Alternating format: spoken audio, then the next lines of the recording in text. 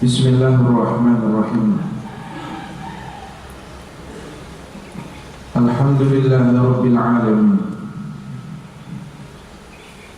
Wassalatu wassalamu ala sayyidina wa maulana Muhammadin wa ala alihi wa sahbihi wa man tabi'ahum bi ihsanin ila yaumiddin.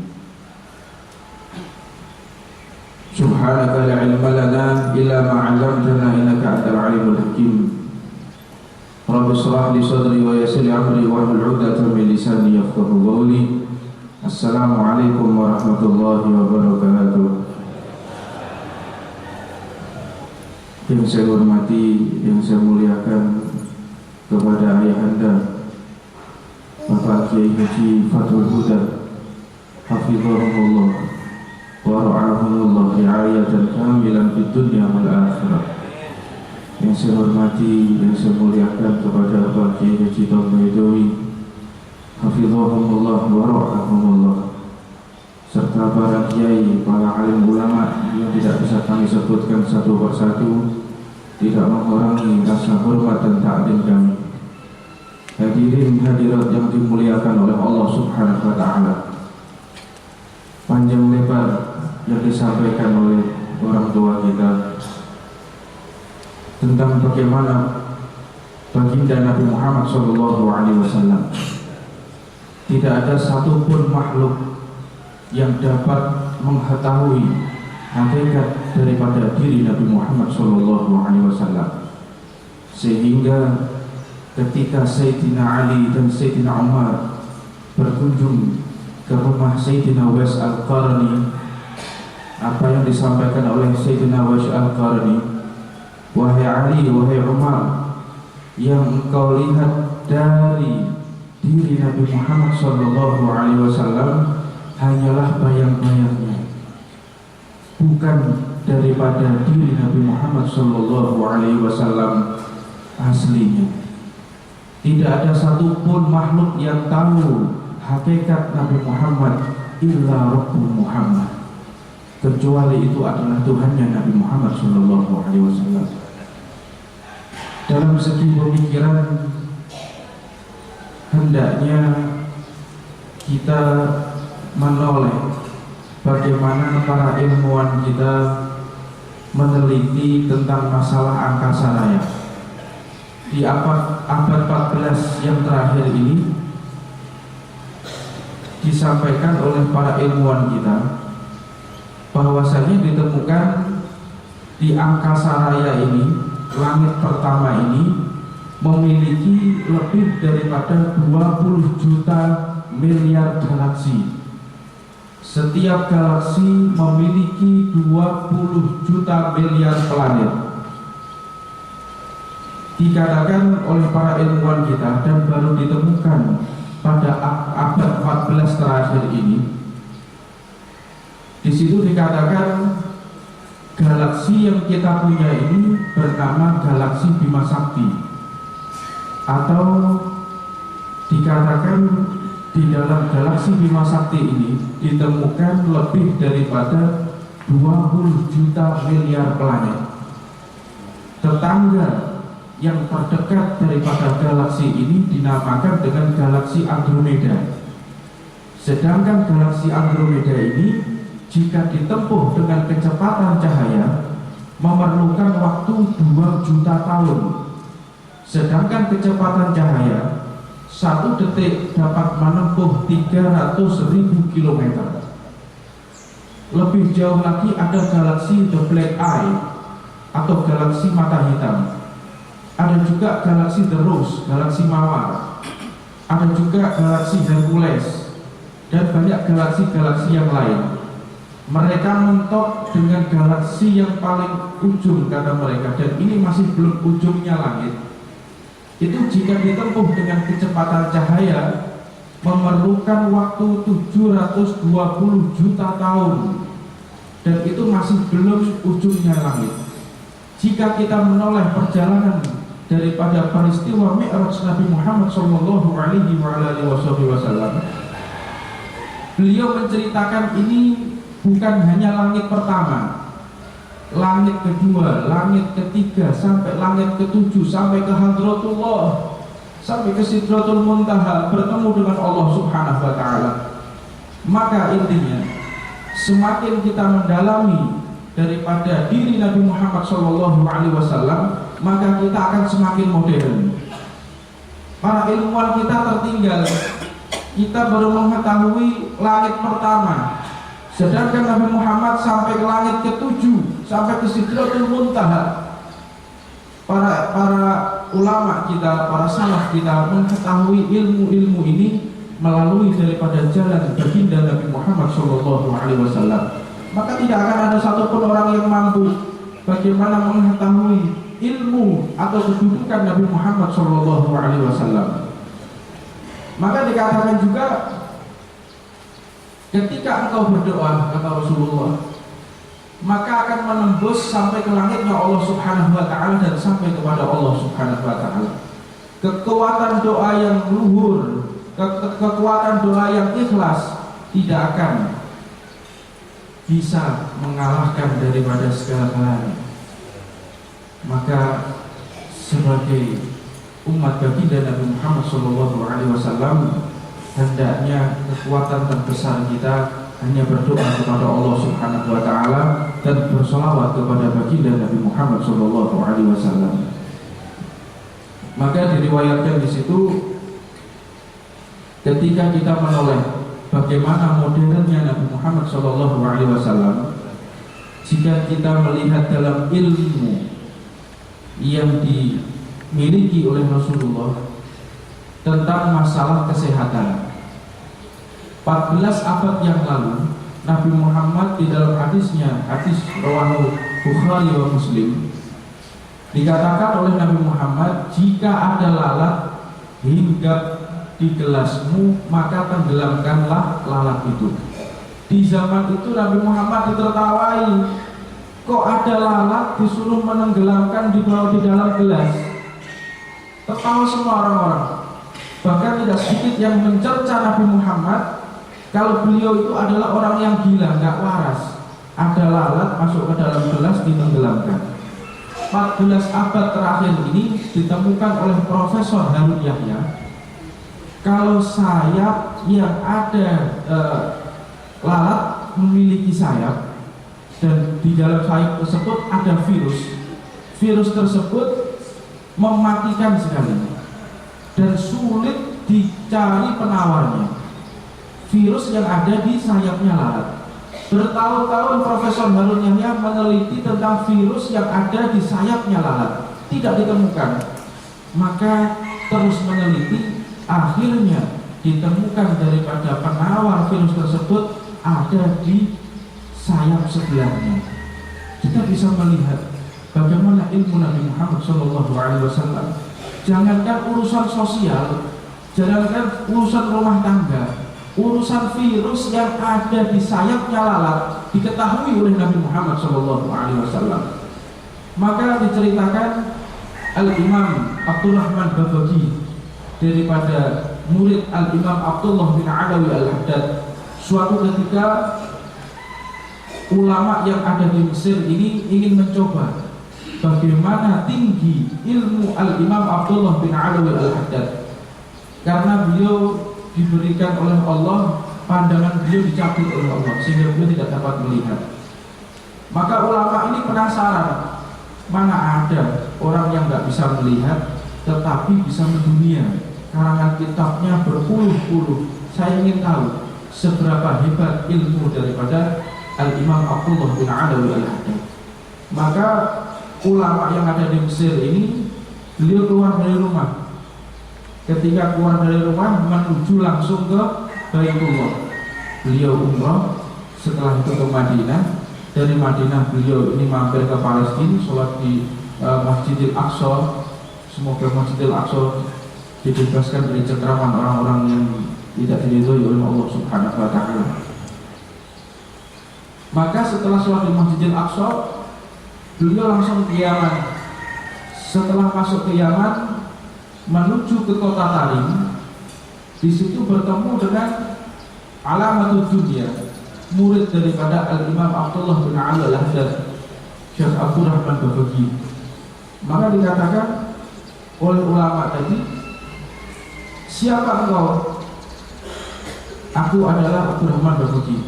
Apakah engkau tahu di mana rumah daripada Al-Imam Abdullah bin Ali Al-Haddad? Katanya imam besar, saya ingin tahu, saya ingin mencoba seberapa besar ilmunya.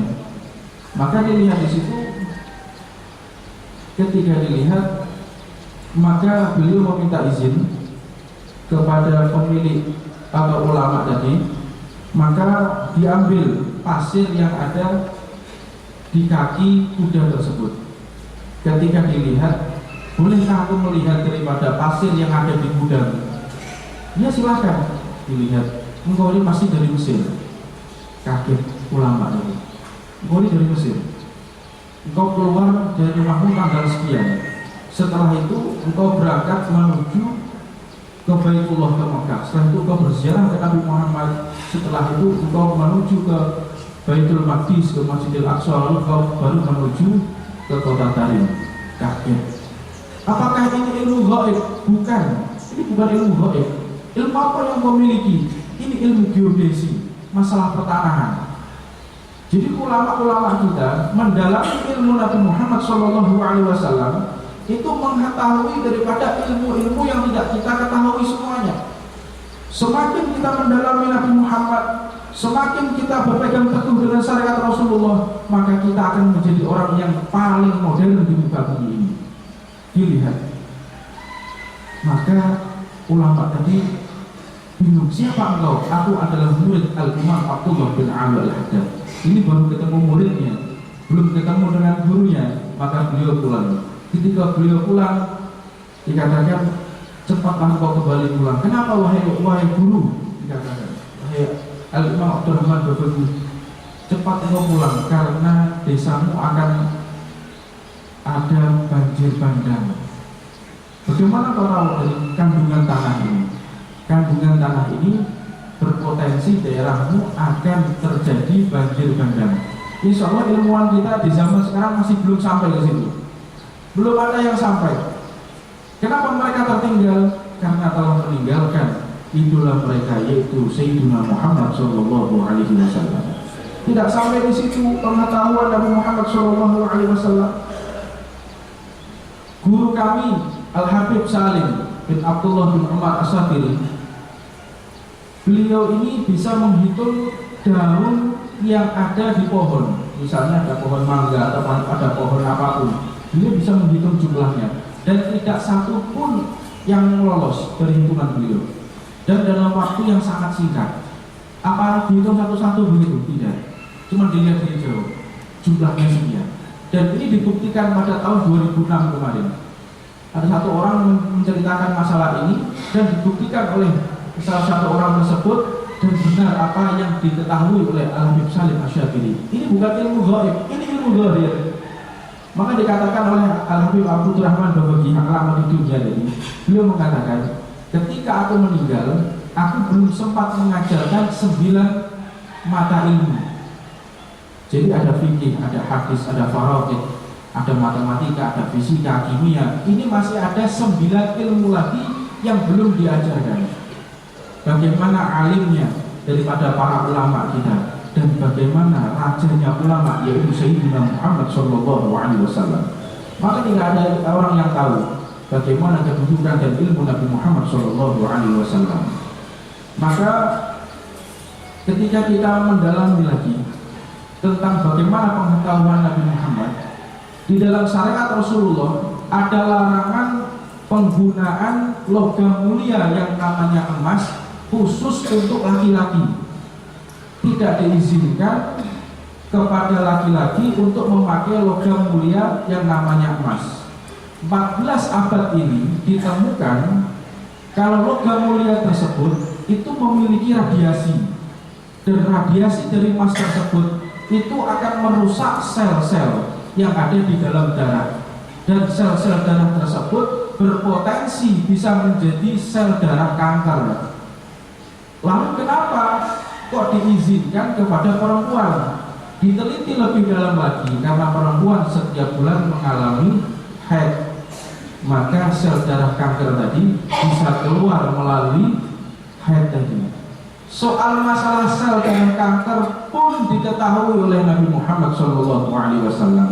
Jadi tidak sembarangan orang yang bisa mengerti bagaimana yang diucapkan oleh Rasulullah SAW untuk urusan Allah. Kalau urusan dunia yang fana ini, tentang masalah angkasa raya, tentang masalah organ tubuh manusia, tentang masalah yang lain-lain yang sifatnya duniawi, maka susah kita mengetahui Nabi Muhammad SAW. Lalu bagaimana tentang masalah ukhrawi, tentang masalah akhirat, tentang masalah bisyarah Nabi Muhammad SAW? Mungkin keluar itu kalau dibagikan, belum dibagikan.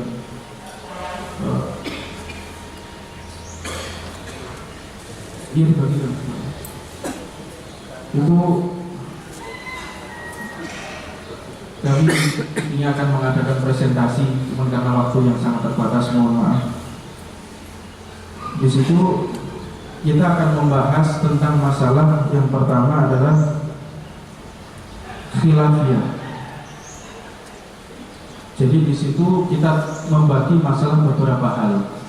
Yang pertama masalah khilafiyah, yang kedua masalah hadis bid'ah, yang ketiga bolehkah seseorang itu memperingati Maulid Nabi Muhammad SAW, dan yang terakhir adalah kesimpulan. Maka dalam hal ini kita perlu ketahui dan perlu kita ingat-ingat bahwasanya ketika masalah duniawi kita nggak akan mampu melihat bagaimana Nabi Muhammad SAW, apalagi untuk urusan akhirat, nggak akan mampu kita. Maka dari situ dikatakan oleh Nabi Muhammad SAW, kejadian pada masa Rasulullah SAW, sebuah hadis masyhur sudah banyak diketahui oleh umat Islam tentang yang disampaikan oleh Nabi Muhammad SAW. Ikhtilaf ummati rahmatun, perbedaan pendapat di antara umatku hendaknya menjadi rahmat. Di sini sudah diketahui oleh Nabi Muhammad. Maka di pembukaan tadi kami sampaikan untuk mencoba bagaimana pemikiran kita dibandingkan dengan pemikiran Nabi Muhammad SAW, bahwasanya kita tidak akan mampu melihat hakikat Nabi Muhammad SAW. Maka jika kita melihat ikhtilaf bainal ulama, perbedaan pendapat di antara para ulama, maka hendaknya disikapi dengan rahmat, tidak disikapi dengan membid'ahkan, tidak disikapi dengan mencaci maki, tidak disikapi dengan perkataan kasar. Jika ada ikhtilaf, jika ada perbedaan pendapat, maka hendaknya kita harus saling menyayangi dan kita yakini kalau perbedaan pendapat tersebut adalah rahmat dari Allah Subhanahu wa Ta'ala. Hadis ini diriwayatkan oleh Al-Baihaqi, Bulaimi, An-Nasir, An-Nabdas. Di situ dikatakan ikhtilaf daripada umatku, perbedaan di antara umatku itu adalah rahmat dari Allah Subhanahu wa Ta'ala. Maka pasti di kehidupan kita tentu ada yang berpendapat A, ada juga yang berpendapat B. Kami sengaja menulis ini ingin menjelaskan kepada teman-teman yang memang tidak sependapat dengan memperingati Maulid Nabi Muhammad SAW, yang kami inginkan, jika berbeda pendapat cintailah kami, jika berbeda pendapat jangan caci maki kami. Jika tidak sama dengan pendapat kami, maka itu adalah rahmat dari Allah Subhanahu wa Ta'ala, bukan kekhilafan, bukan kesalahan. Maka di kesempatan yang mulia ini kita akan mengkaji tentang masalah hadis Rasulullah SAW. Dan tentunya kita ambil kata kunci, yaitu kata-kata kul, kata tentang semua.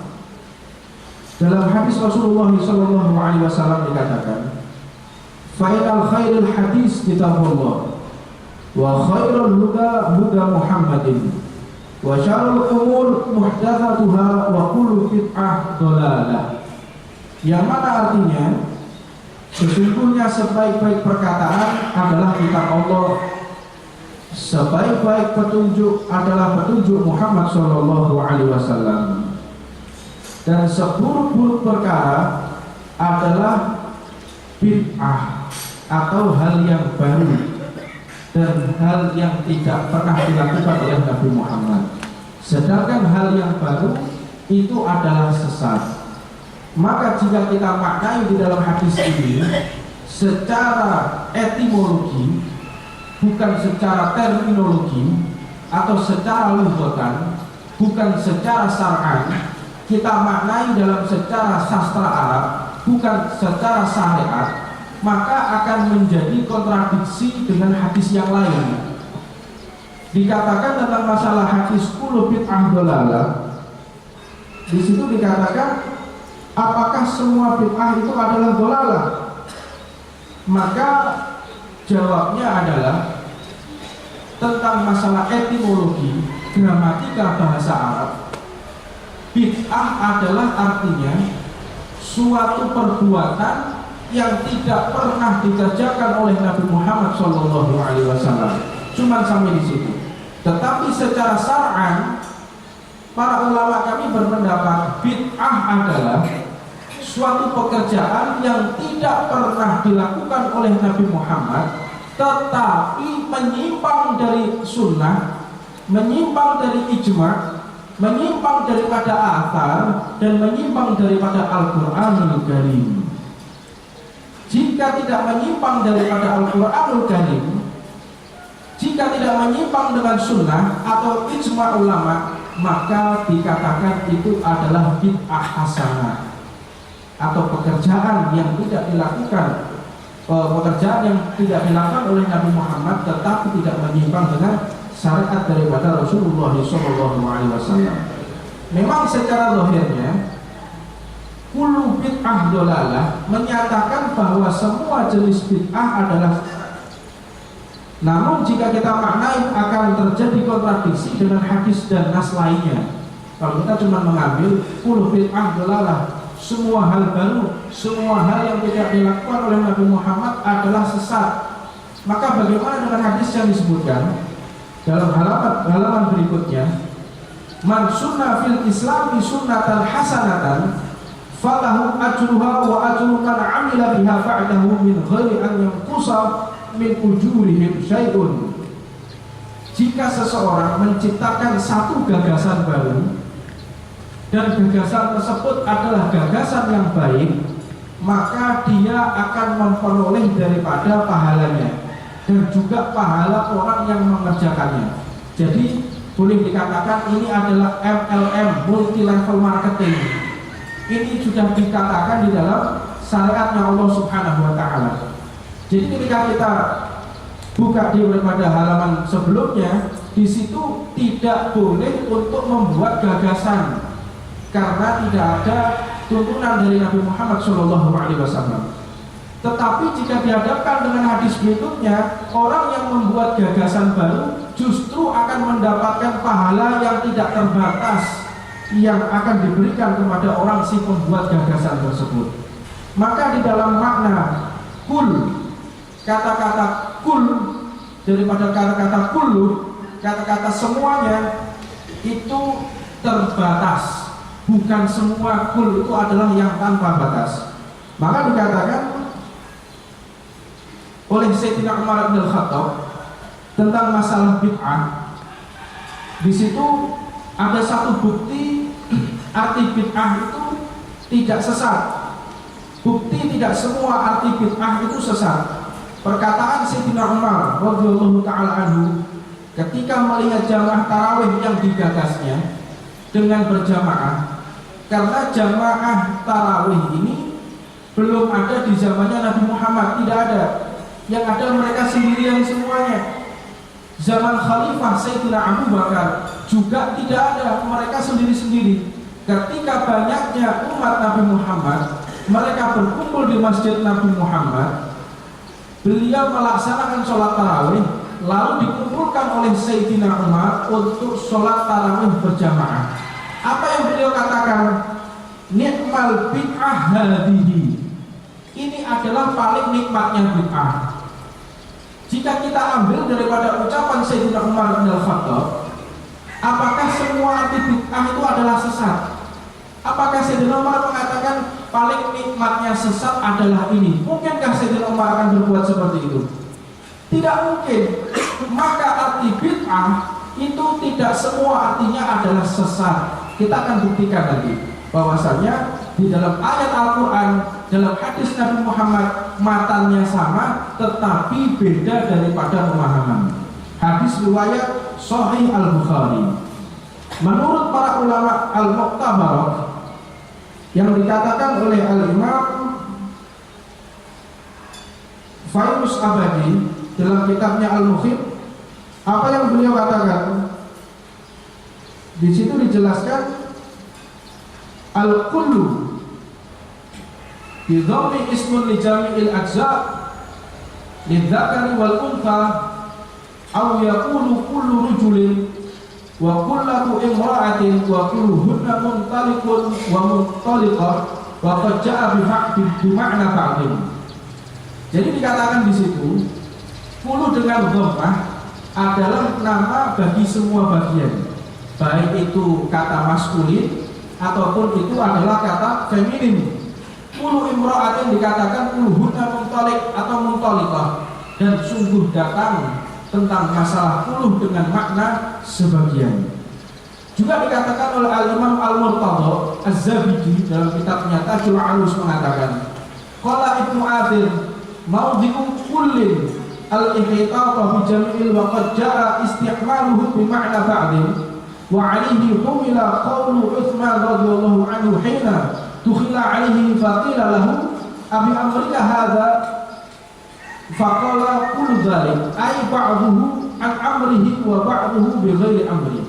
Sayyidina Umar pernah ditanya oleh para panglima-panglimanya, wahai Sayyidina Utsman, apakah ini adalah perintahmu? Maka apa yang dikatakan beliau? Kullu dzalik, semua itu adalah perintahku. Tetapi pada kenyataannya itu bukan perintah daripada Sayyidina Utsman. Tapi ada kata-kata kullu, berarti maknanya kullu itu adalah sebagian. Tidak dikatakan bahwasanya kullu itu adalah semuanya. Maka di situ dikatakan, jika kita memaknai daripada gramatika bahasa Arab atau memaknai tentang hadis Nabi Muhammad SAW, jika terjadi berselisih paham, berbeda pendapat, maka itu adalah suatu rahmat dari Allah Subhanahu wa Ta'ala. Hendaknya kita berprasangka baik antara satu dengan yang lainnya. Hendaknya kita utamakan ukhuwah, hendaknya kita utamakan daripada hal-hal yang sifatnya mendinginkan daripada perasaan kita atau ingin menghibur hati Nabi Muhammad SAW. Maka dalam kesempatan yang mulia ini kita akan mendalami agar kita tidak divonis sebagai orang yang tidak mengerti dalil.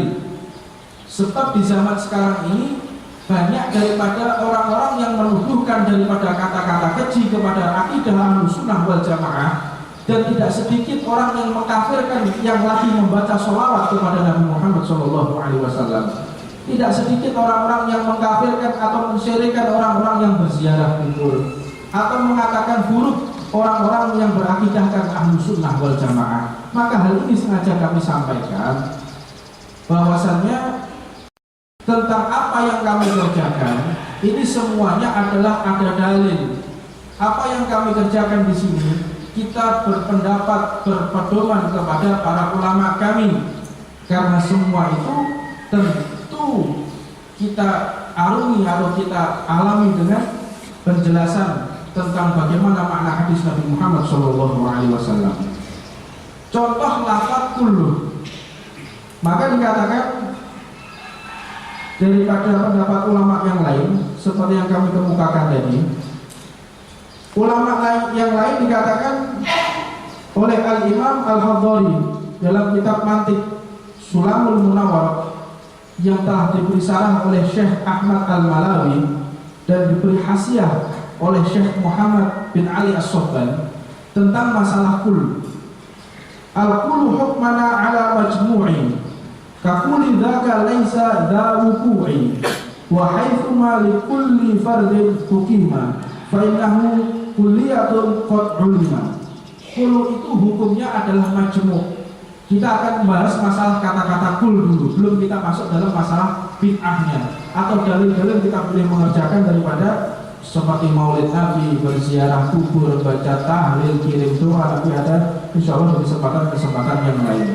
Maka jika kita katakan adalah kul itu adalah semua, maka akan terjadi suatu bentuk kontradiksi. Jadi jika kita ambil daripada kul bid'ah dolalah, maka tidak sesuai dengan ucapan Sayyidina Umar. Dan adapun kita katakan kulluh itu adalah semua, akan terjadi kontradiksi dengan firman Allah Subhanahu wa taala tentang surat Al-Anbiya ayat 30 tentang tidak semua benda yang ada di bumi ini terbuat dari air. Yaitu Allah Subhanahu wa taala berfirman dalam surat Al-Anbiya ayat 30, "Wa ja'ala minal ma'i kulla shay'in hayya." Aku ciptakan daripada segala sesuatu itu terbuat daripada air. Apakah ciptaan Allah ini terbuat dari air semua? Tidak. Tapi menggunakan kata-kata kuluh. Maka kata-kata kuluh itu artinya tidak semua, sebagian, dan tidak bisa dibatasi dengan apapun. Ada, tergantung daripada keadaan atau subjek orang tersebut. Maka dikatakan di dalam firman Allah Subhanahu wa taala terbukti ada benda-benda lain yang diciptakan oleh Allah bukan dari air. Misalnya pada ayat surat Ar-Rahman ayat ke-15, wa khalaqal jinna min marjin min narin. Aku ciptakan jin, iblis ini daripada api. Tetapi kenapa Allah Subhanahu wa taala di firman yang tadi mengatakan wa ja'ala minal ma'i kulla shay'in hayya? Aku ciptakan semua makhluk ini dari air. Tetapi firman yang lain mengatakan aku ciptakan jin ini dari api. Kok tidak sama? Berarti makna kulluh itu tidak semua. Makna kulluh itu adalah sebagian. Maka ketika kita mendalami lagi tentang bagaimana yang diucapkan oleh Rasulullah SAW, kita tidak akan tahu tentang masalah lalat tadi.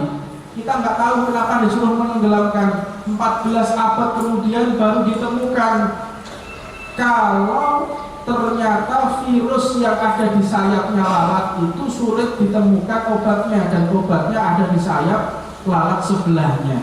Diperintahkan untuk menenggelamkan. Ini baru yang dikatakan ciptaan Allah Subhanahu wa taala. Makhluk yang paling mulia ciptaan Allah adalah Nabi Muhammad SAW. Lalu bagaimana dengan Al-Quran sebagai firman Allah Subhanahu wa taala? Tambah nggak nyampe lagi kita. Tidak bisa kita mengambil daripada firman Allah Subhanahu wa taala tentang masalah sesuatu hukum yang kita ambil secara literal, kita untuk terapkan di dalam kehidupan kita sehari-hari. Maka dari itu tentang penerapan hukum perlu ada yang namanya ijma' para ulama. Kita mengambil daripada ucapan-ucapan para ulama, para sahabat Nabi Muhammad SAW. Juga kata-kata dalam hadis Nabi Muhammad SAW, kata-kata kullu ibnu Adam ya'kuluhu turab ila ajba dhambi minhu khulika wa fihi yurakkabu. Setiap, ini kata-kata kullu ibnu Adam, semua anak Adam akan dimakan oleh tanah kecuali tulang ekornya. Darinya ia ciptakan dan dengannya dia akan disusun kembali untuk menghadap kepada Allah Subhanahu wa taala. Hadis riwayat Muslim, An-Nasai, Abu Dawud, Ibnu Majah, Ahmad dalam Musnadnya, Al-Imam Malik dalam Al-Muwatta'nya. Maka dikatakan bukti lagi kalau kata-kata kulluh itu adalah sebagian, bukan semua. Jadi tidak bisa kita memvonis kullu bid'ah dolalah wa kullu dolalatun finnar. Semua hal yang baru adalah bid'ah. Bid'ah adalah tempatnya di neraka. Kalau semua bid'ah tempatnya di neraka, kita ambil kata-kata kullu itu ada semua. Apakah pernah Nabi Muhammad berbahasa Indonesia? Tidak pernah Nabi Muhammad berbahasa Indonesia. dibantah lagi. Ini yang berkenaan dengan syariat. Baik, kalau berkenaan dengan syariat, mushaf yang kita punya, yang kita pegang saat ini, itu namanya adalah mushaf Utsmaniyah. Mushaf yang dikarang oleh mushaf yang disusun oleh Sayyidina Utsman. Sebelum Sayyidina Utsman tidak ada yang namanya mushaf Al-Quran. Zaman Nabi Muhammad tidak ada yang namanya Al-Quran ini menjadi buku seperti apa yang kita miliki saat ini, tidak ada. Ketika zaman Sayyidina Abu Bakar tidak ada, zaman Sayyidina Umar tidak ada, terjadi peperangan salib pada zaman Sayyidina Utsman bin Affan dan terbunuh para penghafal Al-Quran.